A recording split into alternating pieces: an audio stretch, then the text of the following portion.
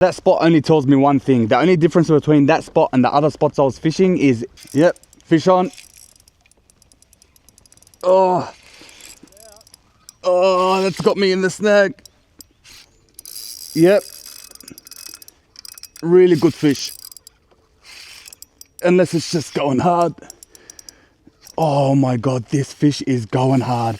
I've just come out here today to the Hawkesbury River. I've got 4 rods on me and some plastics to target some jewies. And if I don't get some jewies today, I'll probably go out and target maybe a brim or an EP or something. But the main focus and the main goal is to get a good jewie out of here. I've never really fished this stretch of river before. But what I did was I went onto maps yesterday and I sussed out a couple of spots that look pretty likely with this run out tide. We've got about 2 hours until the bottom of the tide. So we're going to target that last hour of the run out and the first couple of hours of the run in. And if we can't get anything, then we'll go and move on to some edges and some brim and so forth. But the weather today, absolutely fantastic. You will not see it any better than this. Look at that, it's silky smooth. I'm out here today with a good mate, Jamie. You could probably see him there in the distance. Where are you, Jamie? There he is. Yeah, you could probably see him somewhere there. I don't know if I'm facing the camera correctly. Jamie's the one who actually got me into the tournament scene. I wanted to do my first tournament and I was a bit nervous, but Jamie really encouraged me to get out there and give it a go, and since then it's just been history. So we've been at it for the same amount of time and he's been killing it on the brim as well. I'll put his socials down below, but let's go out there and see if we can get some fish today, and hopefully we'll get it all documented.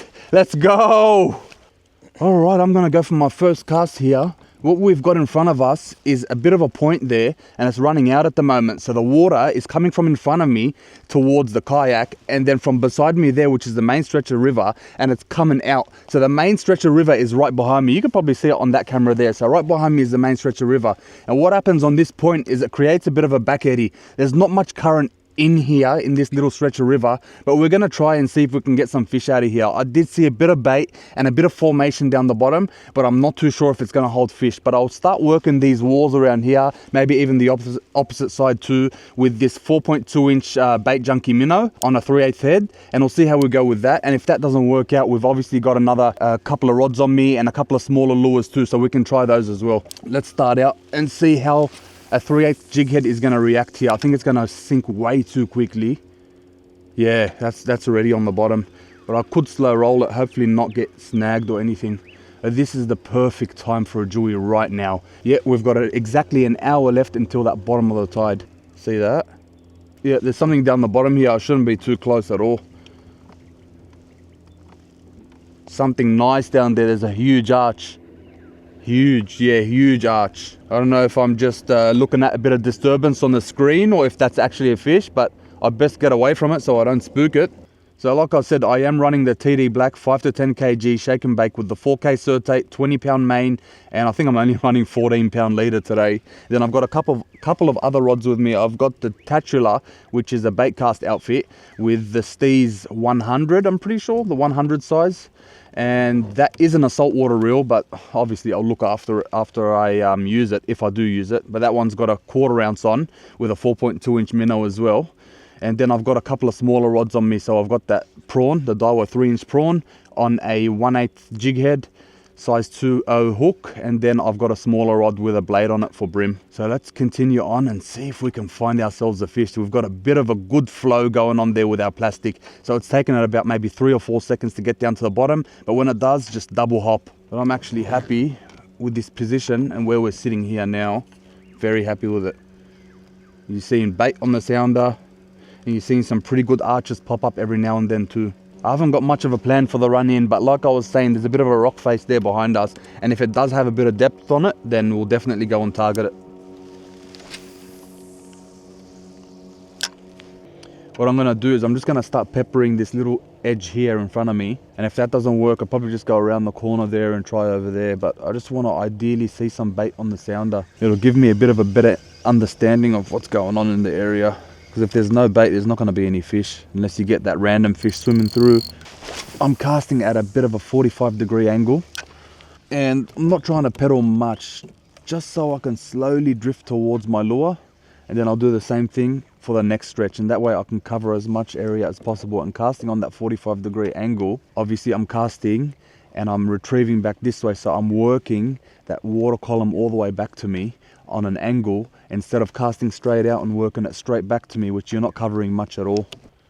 And surprisingly, it's not as cold as I thought it would be this morning. The temperature gauge on the car said it was 13 degrees this morning, but it doesn't really feel like it. I've only got this hoodie on, some trackies. I usually wear my Ugg boots, but wearing Crocs with socks. Hey, that rhymes, mate. Crocs with socks. So as you see on the left, there is a bit of a pocket there, and because we've got an edge there that goes all the way in, obviously the tide's running out towards me, and it just causes a bit of disturbance in the water there, which is the same as the previous spot I was fishing. So I'm just hoping for some bait to be holding up there on the edge. I think I just saw a prawn. At the other spot there was some bait to begin with, but they disappeared real quick. I don't know, let's give it a go. Let's stay pumped. Let's stay pumped. You just never know with a system like this one that produces some good fish. You have to make every single cast count, because you never know when you're going to come across that monster. You just never know. And one thing about me, I don't want to keep fishing the same spots over and over. I want to be able to work out different spots, so that way in a couple of years time you can say, all right, I've come here, I've caught fish. I've come to this spot, I've caught fish. You mark them more on the maps, and you've got yourself a bit of a pattern with which conditions it fired up on, which moons, which tide, water clarity, and then you can repeat it all over again and have it on a bit of a rotation. All right, what I'm gonna do while you fish is I'm gonna pull up my maps and see what I can find close by, because I think that tide's well and truly slowed down. Oh, something is getting busted. Oh, of course there's a freaking stick here, man. Something's getting busted off the surface right there, and it could be Mulloway just spooking some bait up to the top. I just saw some bait just bust up over there. I don't know what's busting them up. I'm hoping it's not Taylor, otherwise we're gonna tear our lure to shreds. But you never know. A couple of weeks ago I came out here and I saw a jewie breach out of the water trying to get bait. Broad daylight, 5 meters of water. So it's always worth a try. And I think the good thing about us changing spots too at this time is obviously you're going to be pedaling past these rock walls and stuff, and you can sound out everything along the way too. And you never know what you're going to come across as you go to your spot. And if you come across a good bait ball with a couple of big marks down the bottom, then obviously we can stop and we can fish that spot and maybe catch ourselves a good fish or two.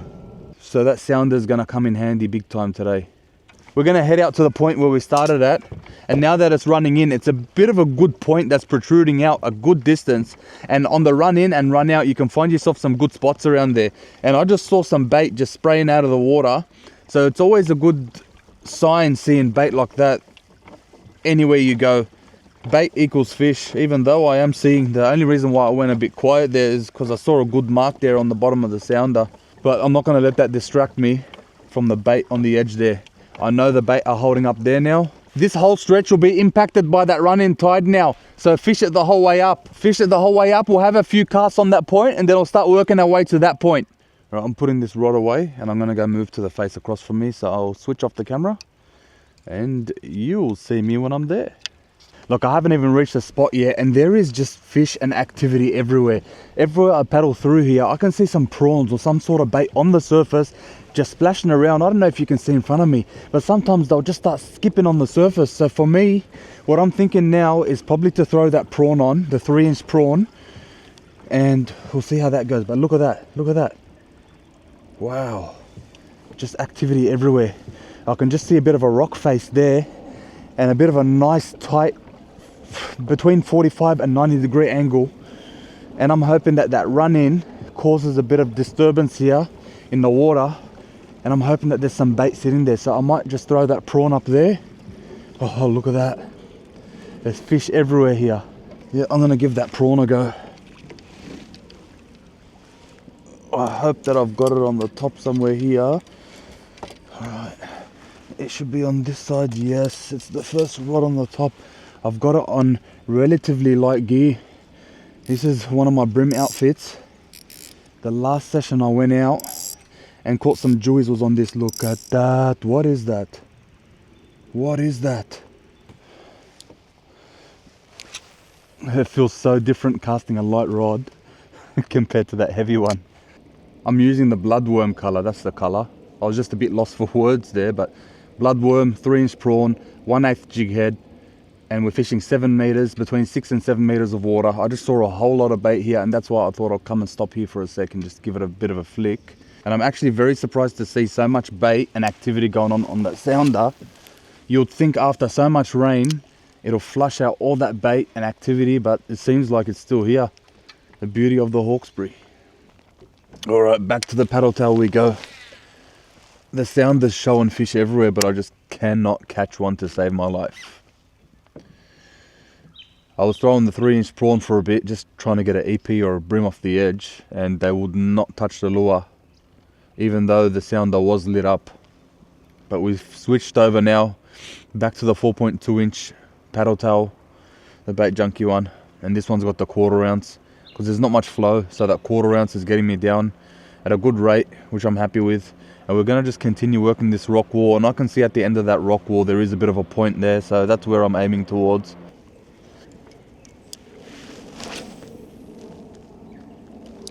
Good cast, that's right up there on the edge, not far off, probably about a foot max. I don't want to get too close. Look, the tide's not high yet. Yep, and that's fish on. Fish on. Cast it up right up on the edge there. That 3-inch bait junkie prawn. And we've got ourselves a brim.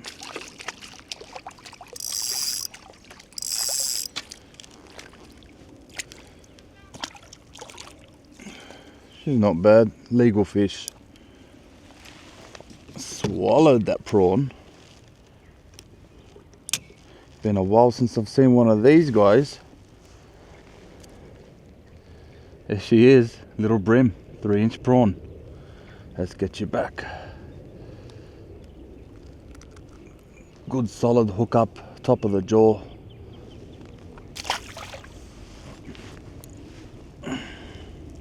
We're just approaching the second spot now. We've got a bit of a headland in front of us. It's currently running in, so the tide's coming towards us. And I think this headland being on such a sharp angle might create a bit of distortion in that water there.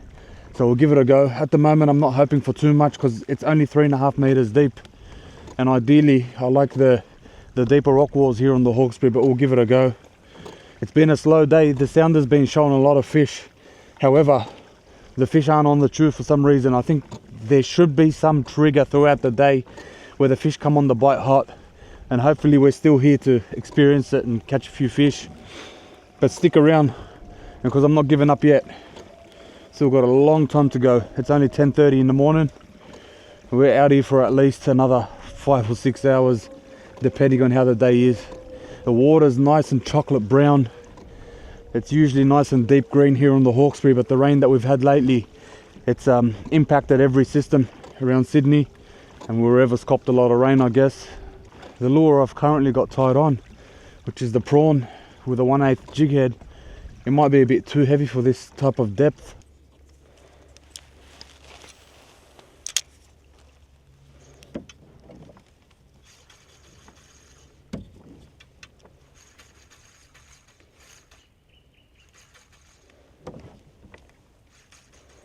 Current's ripping through here.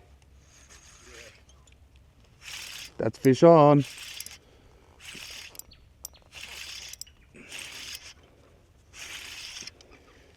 Good brim. It's that current. As soon as we found some current, we found the fish. Not a bad brim either.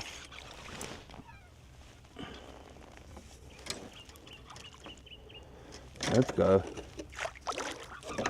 Oh, that's a good brim. That's a chunk. Oh, that's a chunk.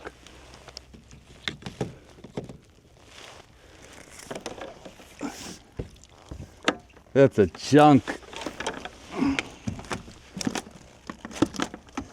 On the 3-inch prawn, 1/8 jig head. How's that? Yeah, nice. Mid-30s. Yeah.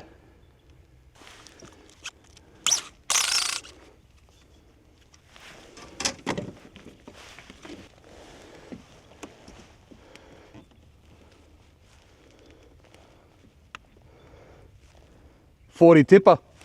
Oh, really? Yeah. There she is, a nice 40 centimeter brim on the 3-inch Daiwa bait junkie prawn on a 1/8 jig head. I'll show you that lure right now and we'll get this fish back in the water. So there she is in bloodworm, great lure. Let's get this fish back in the water.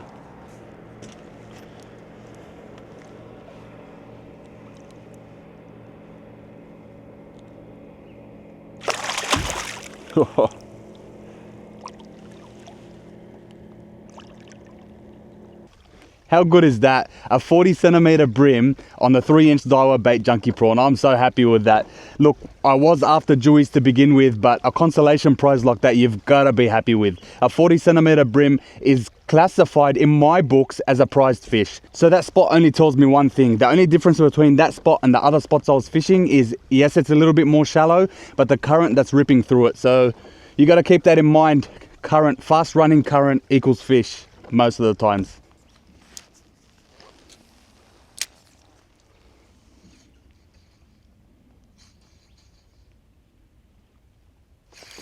Yep, fish on.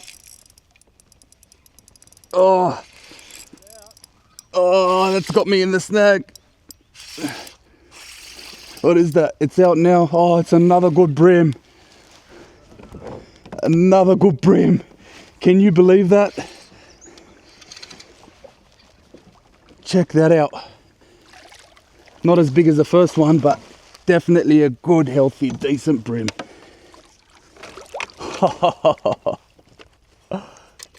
That's sick.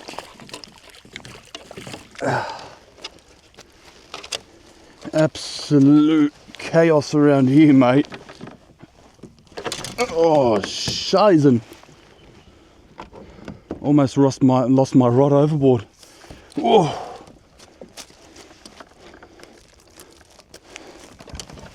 There you go.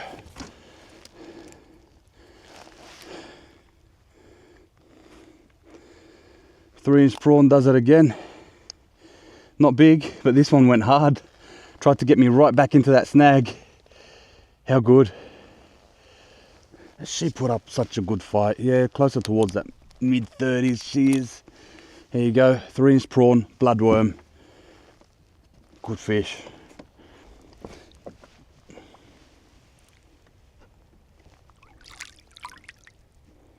Away she goes.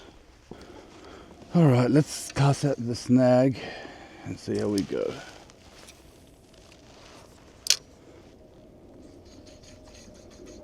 Last thing we want is to get snagged onto that tree, because when your hook gets snagged into some timber, good luck getting it out. All right, let's try that rock, that little lonely rock over there. I can see some current flowing through it, which I really like. I really like that. Let's go.